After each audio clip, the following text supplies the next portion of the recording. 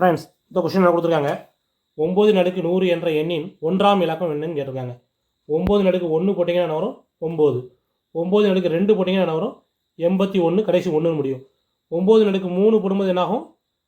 729 வரும். 9. அப்போ இது என்ன ஆகுது? 9, 1, 9 இப்படி மாறி மாறி போய்கிட்டு இருக்கு. அடுக்கு ஒற்றைப்படையாக இருந்தால் 9, அடுக்கு ரெட்டப்படையாக இருந்தால் 1. அப்போ இது வந்து ரெட்டப்படை. அப்போ கடைசி எப்படி முடியும்? 1ன்னு தான் முடியும். இதுதான் ஆன்சர். ஃப்ரெண்ட்ஸ், இந்த கொஸ்டின் கொடுத்துருக்காங்க. கலா என்பவர் 7 சென்டிமீட்டர் ஆரமும் 572 சென்டிமீட்டர் நீளமும் உள்ள ஒரு வட்ட சுருள் கட்டை வாங்கினார். இதிலிருந்து அவர் எத்தனை வட்ட சுருள்களை பெற முடியும்? ஒரு வட்டம் இருக்குது, அதை அப்படியே சுற்றி சுற்றி சுற்றி வச்சுருக்கிறாங்க. 572 சென்டிமீட்டர் இருந்தால் மொத்தம் எத்தனை வட்டம் சுற்றி இருக்க முடியும்னு கேட்குறாங்க. அப்போ ஒரு சுற்றளவு வருமா? ஒரு வட்டம் வந்து வட்டத்தின் சுற்றளவு ஃபார்முலா என்ன? 2πr. அப்போது 2 × பைனாங்க 22/7 × ஆரமும் 7 தான். இப்போ இதுக்கு இது கேன்சல் ஆயிரும். அப்போ நமக்கு எவ்வளோ வருது? 44 சென்டிமீட்டர்னு வருமா? மொத்த நீள அளவு 572. அப்போ 572 44ஆல் வகுத்துட்டோம்னா எத்தனைங்கிறது பார்க்கணும். 4 எதால் பிறகுனா 2 முடியும், 1 3ஆல் பிறக்கணும், இல்லை 8ன்னு முடியணும். இங்கே ஆனால் நமக்கு 3 இருக்குது. இதுதான் ஆன்சர். உட்காந்து டிவைட் பண்ண தேவையில்லை. ஃப்ரெண்ட்ஸ், இந்த கொஸ்டின் கொடுத்துருக்காங்க. 600 X % என்பது 450 எனில் X ஈக்குவல் என்னன்னு இருக்காங்க. 600ஓட X%. அப்போ X/100 = 450னா எக்ஸ் என்னன்னு கேட்டிருக்காங்க. அப்போ எக்ஸை மட்டும் இங்கே வச்சுட்டு மற்றெல்லாம் இங்கே கொண்டு போயிடலாமா? இப்போ X = 450. இந்த 100 டிவைடில் இருக்குது, இந்த போகும்போது மல்டிப்ளை ஆகும். இந்த 600 இங்கே மல்டிப்ளையில் இருக்குது, இங்கே வரும்போது டிவைட் ஆகும். இந்த 2 0க்கு இந்த 2 0 கேன்சல் ஆயிருமா? 6ஆல் எப்படி சொன்னீங்கன்னா 6 42. அப்போ இதில் 7ன்னு தான் வரப்போகுது.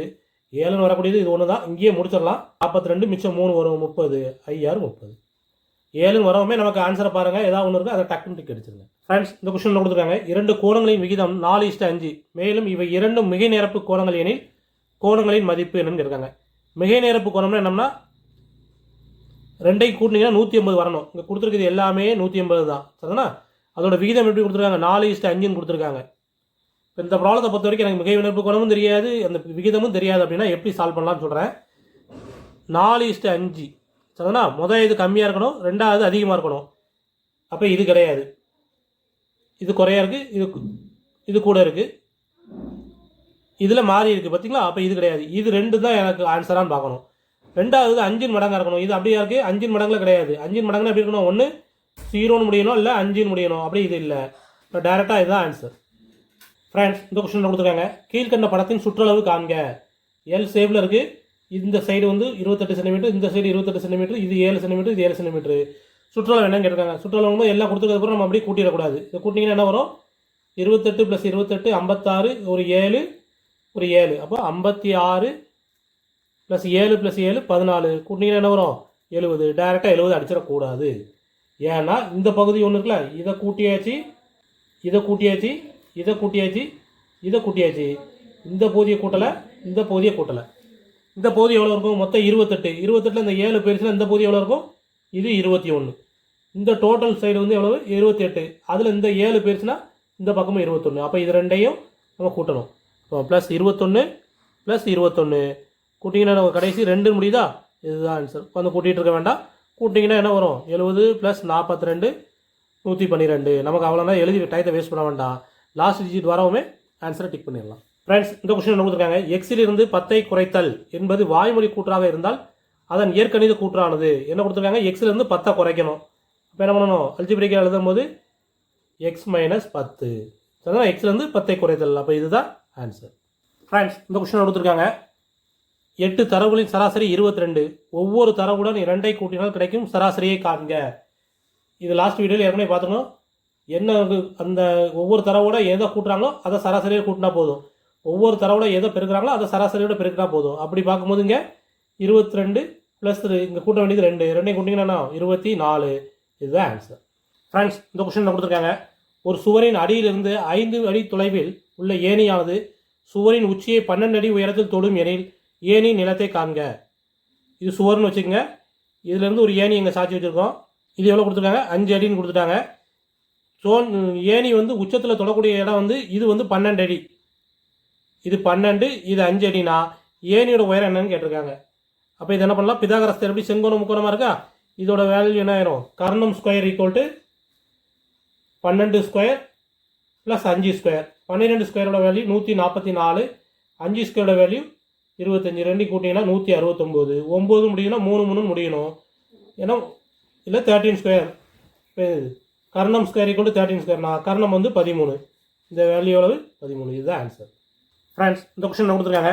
ரிஷி 1 மணி நேரத்தில் 3.25 கிலோமீட்டர் நடக்க முடியும் என்றால் அவர் 8 மணி நேரத்தில் எவ்வளோ தூரத்தை கடப்பார்? 1 மணி நேரத்துக்கு 3.25 கிலோமீட்டர் நடக்காருன்னா 8 மணி நேரம் அப்படின்னா 8ஆல் பெருக்கணும். ஒன்று இது எல்லாத்தையும் இம்ப்ராப்பராக மாற்றுங்க. இது வந்து மிக்சட் ஃப்ராக்ஷனில் இருக்குது. இம்ப்ராப்பராக மல்டிப்ளை பண்ணி இப்படி பண்ணலாம். முன்னாங்க 12 3 15/4 × 8. இது கேன்சல் பண்ணிங்கன்னா 1 நாள் 4 2 8 30 கிலோமீட்டர். இதுதான் ஆன்சர்.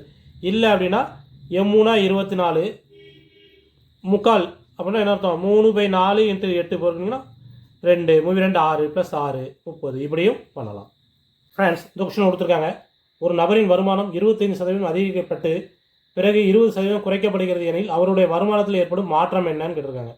25% கூட்டிட்டு 20% குறைச்சா என்ன நடக்குங்கிறது கேட்டிருக்காங்க. எல்லாரும் டக்குன்னு 5% அதிகரிக்கும்னு சொல்லிடுவாங்க. ஏன்னா இது ப்ளஸ் இது மைனஸ். அதுதான் கிடையாது. ஆன்சர் எப்படி பண்ணணும்? 25% கூட்டியிருக்கு. இப்போ அவருக்கு சம்பளம் வந்து 100 ரூபான்னா எவ்வளோ கூட்டியிருக்கு? 25%. அப்போ 125 ரூபா ஆயிரும். பின்னாடி எவ்வளோ குறைக்காங்க? 20%. அப்போ 100 ரூபான்னா எவ்வளோ குறையும்? 80% தான் கிடைக்கும். 80% தான் கிடைக்கும். கேட்கறது சதவீதம் எல்லாமே ஆன்சர் வந்து சதவீதம் கொடுக்குறதுனால இன்னொன்று 100. இந்த 2 0க்கு இந்த 2 0 அடி போயிடும். இந்த 1 0க்கு இந்த 1 0 அடி போயிடும்.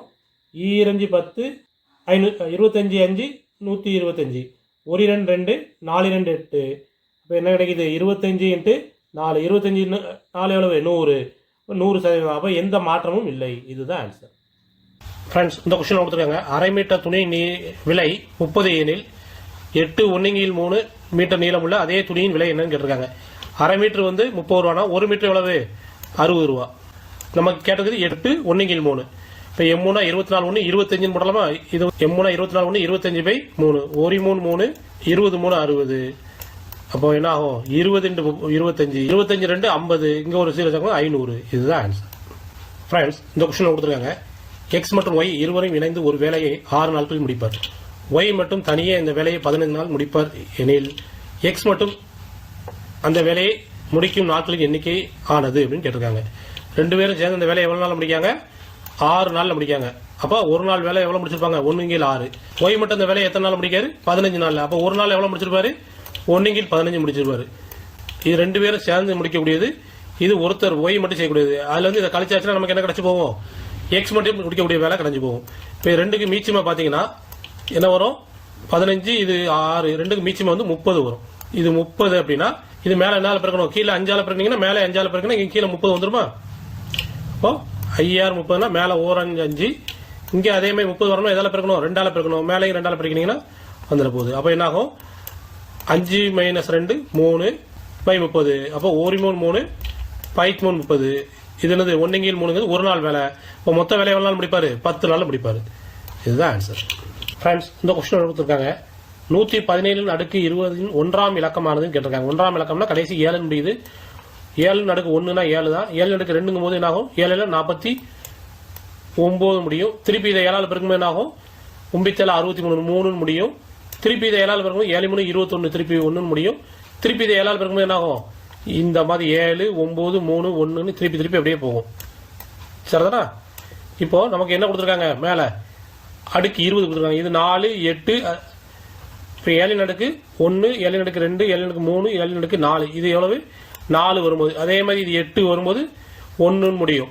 12 வரும்போதும் 1 முடியும்.